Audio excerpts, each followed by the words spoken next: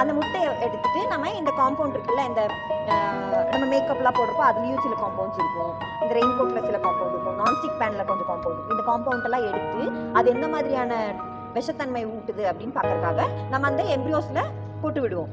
அப்போ அந்த எம்ப்ரியோ எப்படி இருக்கும் அப்படின்னா, ஃபர்ஸ்ட் டே இப்படி இருக்கும். அது பார்க்க குட்டியாக, ரொம்ப உருண்டையாக குட்டியாக ஒன்று இருக்கும். அது வந்துட்டு டிரான்ஸ்பரண்ட்டாக இருக்கும். மைக்ரோஸ்கோப் கேள்விப்பட்டிருக்கீங்களா? மைக்ரோஸ்கோப்புள்ள வச்சு பார்த்தா அதோட head part, tail part, body part எல்லாமே தனித்தனியாக தெரியும். ஓகே, அப்போ இப்போ ஃபர்ஸ்ட் டே எப்படி இருக்கும், செகண்ட் டே கொஞ்சம் வளர்ந்துடும், தேர்ட் டே அந்த முட்டையிலேருந்து விரிஞ்சு வெளியே வந்துடும். அது பேர் லார்வேன்னு சொல்லுவாங்க.